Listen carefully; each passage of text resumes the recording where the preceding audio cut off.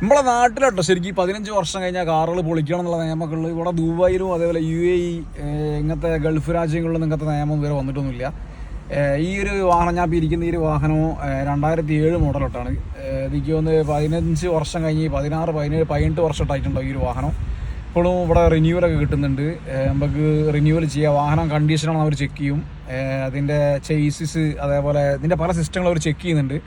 ബ്രേക്കിൻ്റെ condition, എൻജിൻ്റെ smoke, അതേപോലെ ഇതിൻ്റെ പെയിൻറ്റിങ്, ഇത്തരം കാര്യങ്ങളൊക്കെ കറക്റ്റാണെങ്കിൽ ഈ വാഹനം പാസിങ് കിട്ടും. നമുക്ക് പിന്നെ ഉപയോഗിക്കുക 15 വർഷം കഴിഞ്ഞാലും. പക്ഷെ നമ്മളെ നാട്ടിൽ, ഇന്ത്യയിൽ, അതുപോലെ കേരളത്തിൽ ഒക്കെ എന്തുകൊണ്ടാണ് ഈ ഒരു വണ്ടി പൊളിക്കണം എന്ന് പറയുന്നത് എനിക്ക് മനസ്സിലാവില്ല.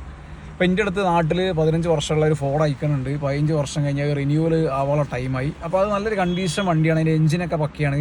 പക്ഷേ അവർ പറയുന്നത് നാട്ടിൽ നിയമപ്രകാരം പൊളിക്കണം എന്നൊക്കെയാണ് പറയുന്നത്. ഇല്ലെങ്കിൽ നമ്മൾ അധികം ടാക്സ് ഇതൊക്കെ കൊടുത്തിട്ട് ആ ഒരു ചാർജ്, ടെസ്റ്റിങ്ങിനുള്ള ചാർജ് കൊടുത്തിട്ട് റിന്യൂവൽ ചെയ്യാമെന്നൊക്കെ പറയുന്നുണ്ട്.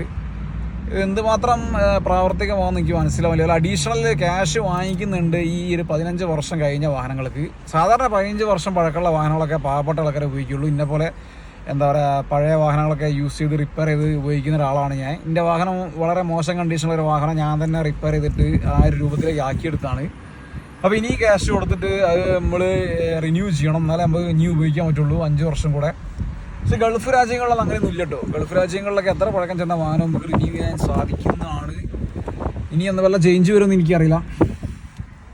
ഗൾഫിൽ എന്താ പറയുക, ടൊയോട്ടൻ്റെ വാഹനങ്ങൾ 25 വർഷമായ വാഹനങ്ങളും, അതേപോലെ ലെക്സസിൻ്റെയൊക്കെ പഴയ LS വാഹനങ്ങളൊക്കെ 20 വർഷം പഴക്കമുള്ള വാഹനങ്ങൾ, 25 വർഷം പഴക്കമുള്ള വാഹനങ്ങളൊക്കെ എപ്പോഴും റോട്ടിൽ കൂടെ ഓടുന്നുണ്ട്. പക്ക കണ്ടീഷനാണ് അത്തരം വാഹനങ്ങളൊക്കെ. അവരൊന്നും ഇതേപോലെ പൊളിക്കുന്ന പരിപാടിയൊന്നും ഇല്ല അവിടെ. പൊളിക്കുക എന്ന് പറയുമ്പോൾ വണ്ടി ടോട്ടലെസ് ആവുക, അല്ലാതെ വളരെ ഉപയോഗിക്കാൻ